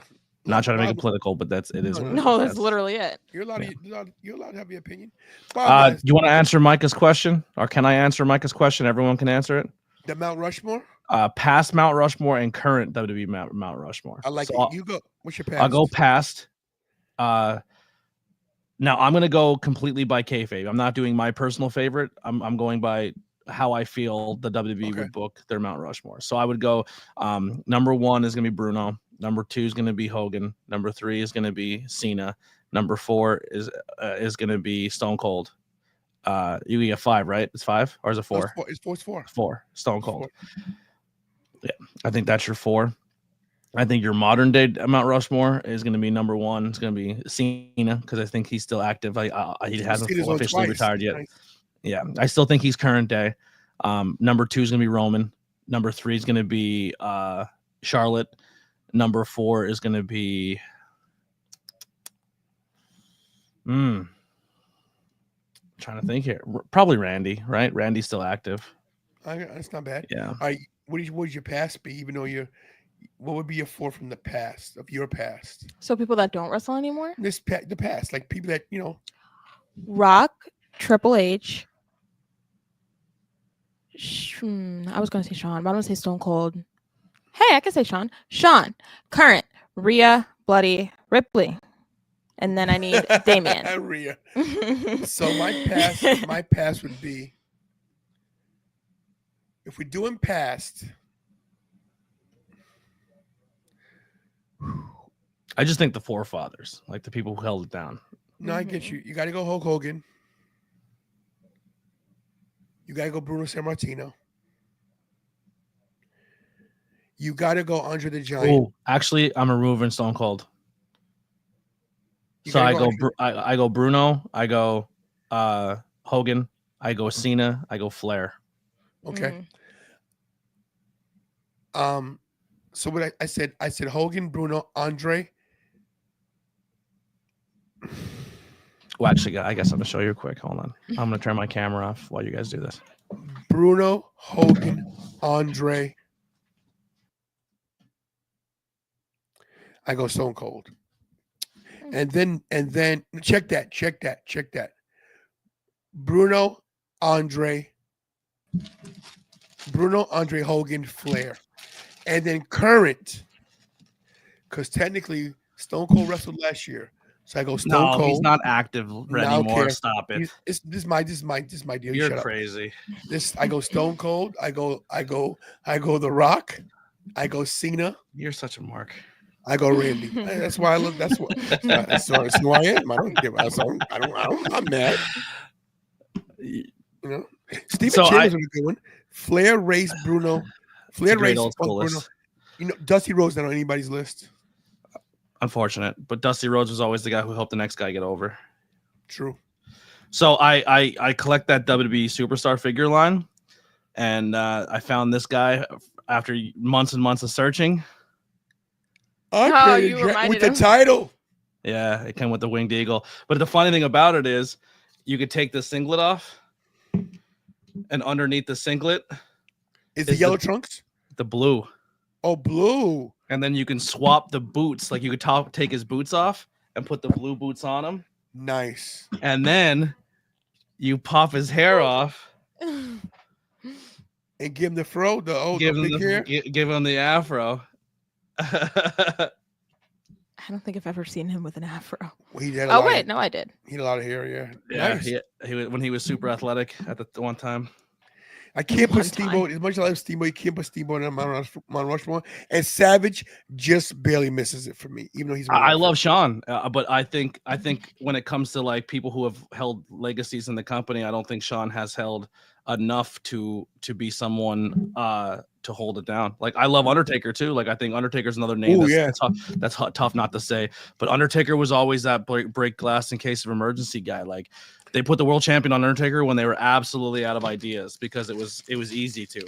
But like a guy like Stone Cold, like that was like a lightning in a bottle. Like the guy people who get Mount Rushmore in this business are people who are lightning in a bottle, and Stone Cold is definitely.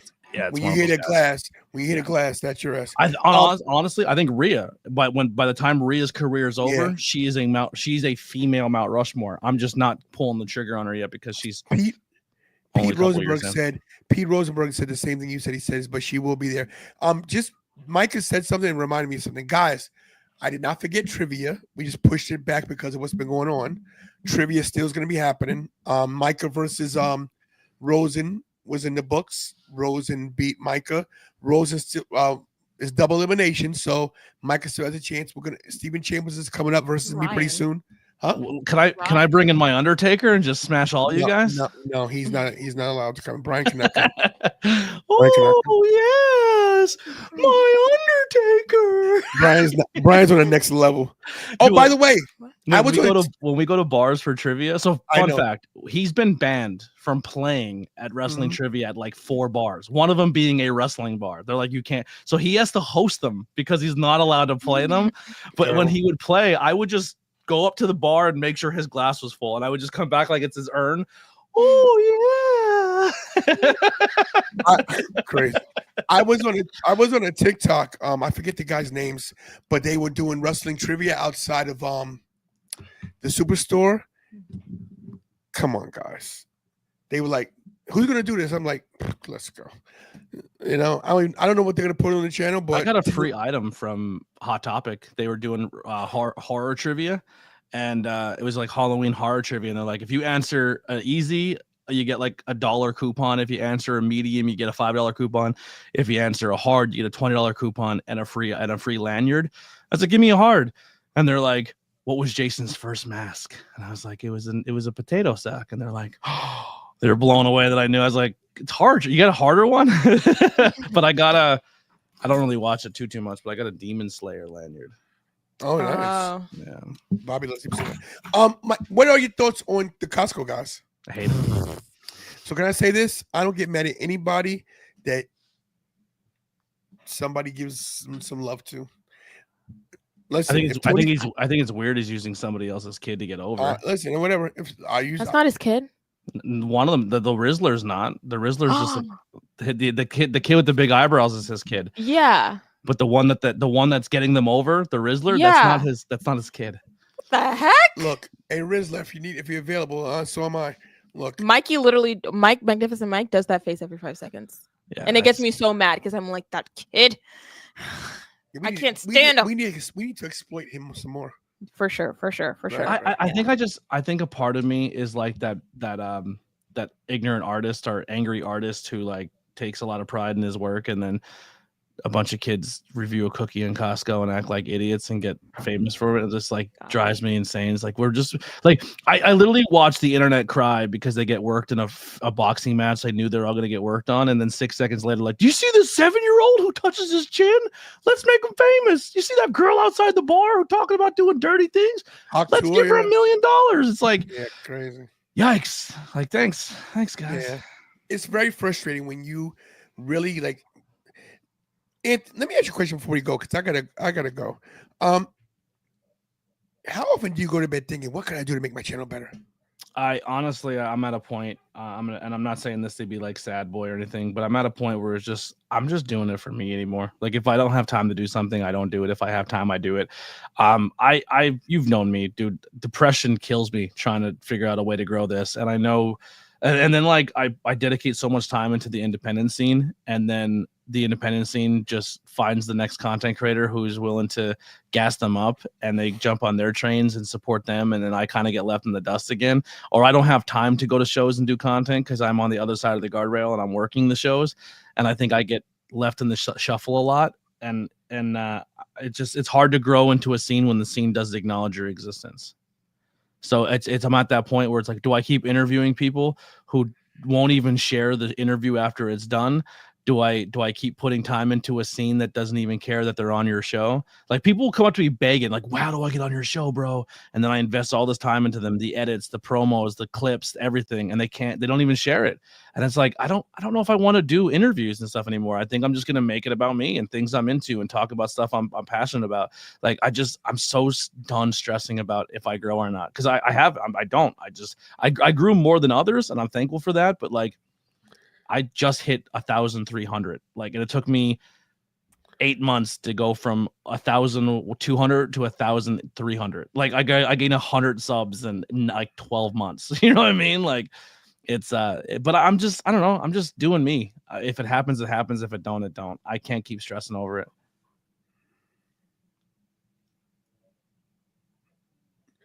Yeah, I'm not gonna. I've given money to a few promos here in the beginning. Never again. It's not worth it. I'm not paying. There's two things I'm not paying for. When I first started, I did it. When I first started, I did it, and it made no sense. It was in the very beginning. But and I did, and full disclosure, I did offer Steamboat money, and he turned it down. He says, "No, I'm going to do this for you." I'm saying, like, dude, I had Chris Van Fleet didn't want a dime, and you're gonna tell me as an independent person you want $150 a talk? I know you don't even make that in your bookings. You know what I mean? Like, you want to charge me as a podcaster double what you make to actually wrestle, and you're not even gonna share it or care about it? I'm good. The problem is there's a lot of dumb marks out there paying wrestlers exorbitant amount of money for things, and they're getting and they're just like, all power to them, make that money. If people are willing to pay it, grab it, but you ain't gonna get it from me. Me neither. Kira won't let me. She holds the purse strings. All right, guys, when you get out of here, I got back to work tomorrow. If can I do a quick plug? No.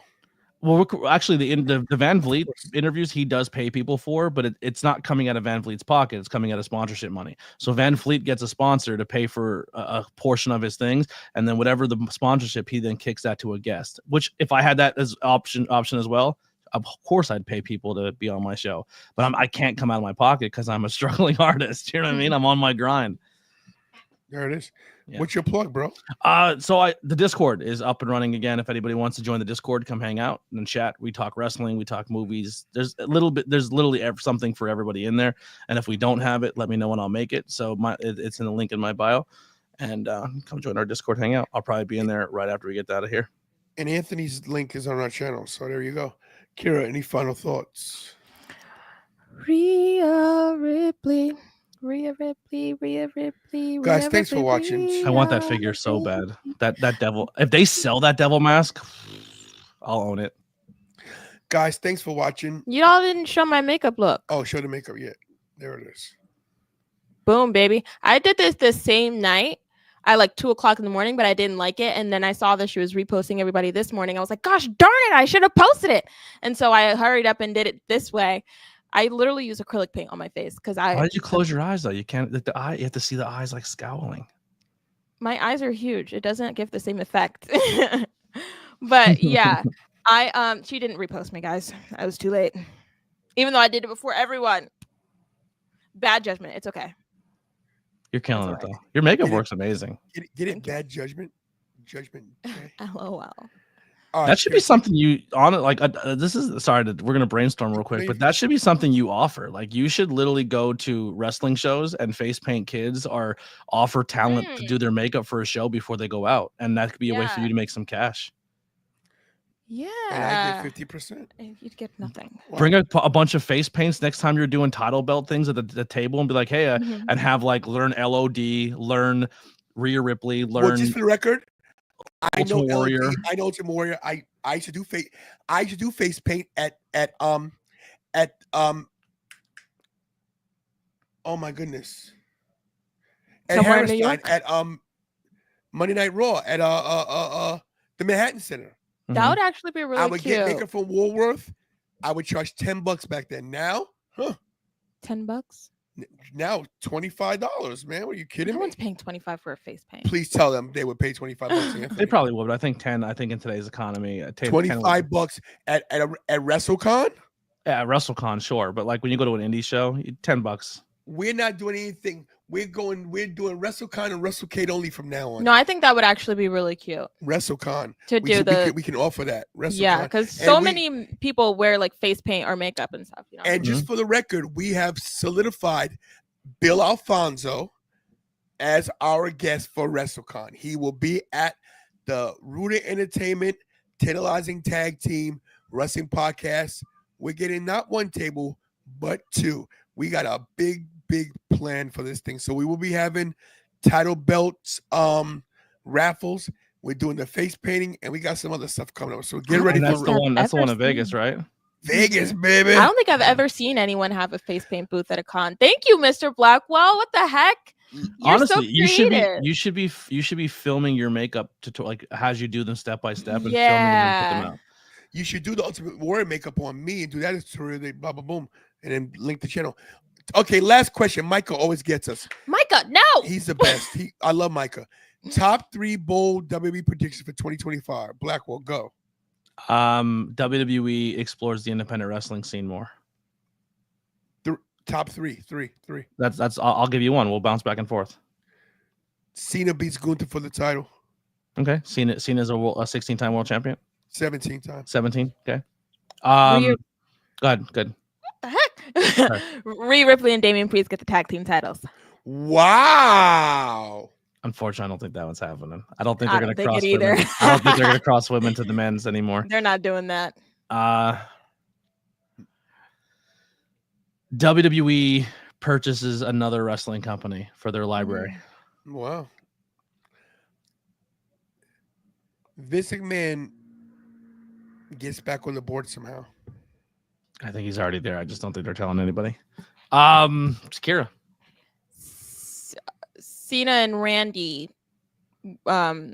title record match break, world title break record match. So Randy has to get 2 more. And then 17. Okay, I got that. That's good. Last one, Blackwell. Also, I think number three. Here's all right. I got one. WWE secures a Nike shoe contract in 2025. Wow. Kira, you go. I'm gonna go last. I have no clue. Rhea Ripley becomes my bestie. Okay. And we both work in WWE together, and we live happily ever after. I can sweep the floors. And my last bold prediction for 2025 for WWE is Triple H wrestles again. Ooh. Wow. Triple H / Big E, they both wrestle 2025. Interesting. I've been looking it up a lot, but if you have a stint, what you can do, once you're 2 years in, it can be removed. They monitor you for a year. If you're good, if you're clear, you're good. I think Triple H wrestles one more time. I think we finally get Triple H rocking at WrestleMania. And it's one thing that has ate away at him. And there we go. Tomorrow night, guys, Raw, the 10th year anniversary of the New Day. So we'll see what happens. Biggie, you better be there. I'll shoot you a message if you want me. I'll come hang out for a little bit. You're always welcome. I appreciate you guys all wanting me, and I get in the chat and everyone's like, "Yo, bring Blackwell up." I really appreciate that. Thank you. At one point in time, this audience did not like when I was on screen, so the fact that you've all warmed up to me means a lot. I really enjoy hanging out with you two and everybody in the chat. You guys are super cool. I paid them all to like you. I know. For a while, dude, they hated me. Remember, they'd hate me so bad, and I was like, I told them to go F themselves one time. It's what it is. Listen, me and the Tantalizing Universe are we have a. I'm like the CM Punk of the Tantalizing Universe. They love to hate me. The tantalizing verse. I love it. Yeah. All right, listen, guys. I want to thank everybody for once again. And please forgive me for not sitting up. My back hurts pretty bad. Oh, I'm dying, guys. When I tell you guys that this was meant so much to me, Survivor Series, like getting there, helping. Blackwell, when I tell you, you know what it's like. I had $0. Good. You don't want to know what's in my bank account right now. It's embarrassing. As a grown man, it's no shame. It's tough. I had $0, and if it wasn't for Jen, if it wasn't for Jenny B, if it wasn't for Matt Kemke, if it wasn't for Rob Rosen, Robert Franklin, and everybody else in this channel that supports me. And this kid right here, Kira, has money on standby just in case something goes wrong. I spent it on reemerge. Thank you, EW1, 4 for 4. Thank you for always supporting. EW1 is consistent with those super chats, bro. I'll look at my cash app, like, well, damn, EW1 sent me another one. Thank you so much. I didn't even know that Rob Rosen sent me one until I was like looking at my bank account to get something to drink. And I was like, hey, I can eat. So thank you. Oh, what the heck? Oh, he froze. Oh, he froze. Don't put him in. The camera's not even on. Come on, Dad. Blackwell froze, guys, but he should be there. Yes. Yeah. My bad. I don't know what I have to get away from Firefox. Yeah, guys. I heard that since middle school. I did the core 4, guys. Not to mention I did the 2 stuff in between. Once again, in case you don't know, the core 4 for WWE are Royal Rumble, WrestleMania, SummerSlam, and Survivor Series in that order. I did it I did it for the first time in one calendar year, along with Money in the Bank in Toronto, Bad Blood in Atlanta. I will be at Saturday night's main event in Long Island that tips off every premium live event for 2024. And Kira and I, for the first time, Kira will be international, and we will be in Toronto for Elimination Chamber. Kira will be in Toronto. I got to make sure she gets there. So when is Chamber? March before Mania, which is going to be tough for us but I gotta let it come to Toronto. I want to just say thank you again. Next year, listen, if you got the kind of money to send me, then I'll go. It was tough this year. Let me tell you something. It was tough. Thank you guys so much, man. It was an honor and a privilege to cover the show for you guys. Kira, once again, killer job yesterday. So many views. You got me food money, which is always important. I got to eat. Blackwell, always a pleasure. Thank you for having me. I genuinely enjoyed talking to you guys. And let me say something. Girl, this is the end of the show. Why are you coming in? Let me say something about this crazy lady right here. Jenny B's is she's my dog. She's and that's her dog right there. There it is. That's Titus. She tells it like it is, and she's very supportive, and she thank you, W1. She believes in me, which is awesome. So thank you to Jenny B's. And yes, I'm not green concerned shirt about guy green wasn't shirt guy. there, baby. I beat him. I beat the green shirt guy. I mean, you weren't in the front row where he's so. I was in the front row. No, you weren't. Yeah, I just didn't sit there the whole time. I was in the front row. I was not his front row. I don't care. I was in the front row. You leave me alone. Yeah, everybody's asking, where's green shirt guy? I said it doesn't matter what green shirt guy is. 10 lives is here. Guys, listen, the mayor, I tantalized the mayor. I tantalized Pete Rosen. The mayor of Vancouver offered to fly me and Kira to Vancouver to cover the city. Yeah, that's so sick. I love that. Listen, man. Shout out to Ken Sim, the mayor of Vancouver. We might have to bring those tantalizing titles out. Listen, bro, you're welcome to come, bro. You're welcome to listen. You're the better. If I can get money to get out of my own house, so that'd be amazing. I gotta get there first. I'm pretty Hopefully, sure- this raise at my job goes through. If not, then I gotta figure something out because your boy can't do it. Once again, guys, I should have been sleeping, but I had to do a show because I love you guys. I mean it. Thank you, everybody supports this channel. 2024 is ending great. My goal was to hit 17,500 by next year, by March, April. I'm at 17,269. So listen, we hit 10,000 in April and we're at 17,000 in November. Sick. Massive. So good. Like I said, thank you, everybody. It means a lot. All right. Thank you, Mr. Blackwell, for being here tonight on a whim. Thank you guys for coming to the show. If y'all are new, hope you guys stay, like, comment, share, subscribe, all that good stuff. We're on the road to 100K. Thank you, humble. On the road to Saturday night's main event. Woohoo! Yes. Make sure you guys hug your families, kiss your families. We'll see you tomorrow. Tell them you love them. Pray to God every day. Make sure you're there for Saturday night's main event with Jesse the Body Ventura because he's down in Mexico off the grid. Oh, off the grid. Yes, guys. Yes, December 14th, Saturday night's main event from Long Island. It's going to be a great show. We'll see you tomorrow for I got one more thing. Okay. I have a birthday coming up next week, and I don't ask for anything on my birthday, but if you are friends with me on Facebook or Instagram, I do have a donation go up right now. All funds and vote for the donation goes to the Trevor Project. Especially in today's climate, not trying to get political again, but there's a lot of hate and a lot of people not accepting others for who they are, and they need all the love they get. And the Trevor Project helps kids that are going through bad times mentally because they don't feel like they belong in society. So for my birthday, I am doing a charity run for the Trevor Project. Wow. Well, there you go. And guys, I'm also doing a charity thing called Send Me Thy Super Chat Bread. So I get paid. Do all the best. Tomorrow night. Wait, last thing. Tomorrow night for Monday Night Raw. It's the 10th anniversary of the. No. Come on, Kira.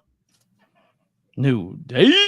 New Day. We'll see what happens, guys. Thanks for watching tomorrow night, 7:45, exclusively on YouTube. The Tantalizing Tag Team Wrestling Podcast, the best tag team partner in the history of the wrestling business. My daughter, the producer, Kira. I am, of course, once again, the one and only TWF, undisputed Intercontinental YouTube Champion Anthony Blackwell Jr. And of course, I am the one, the only, undisputed TWF World Galaxy Universal Heavyweight Champion of every verse. Tantalizing Tony. I love you guys. You know the whole spiel. She did it.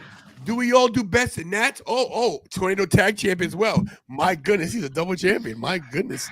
Yo, how about the guy who never had belts? Now I got 2 custom ones. There you go. And what I tell you, I said, you'll see. You'll see. You'll see, boy. Guys, go see Wicked. It's great. Do I do best in Nats? Stay. This guy. Take care. You can't get mad at me for doing devil stuff. Rhea just came out as Satan, all right? Tantalizing.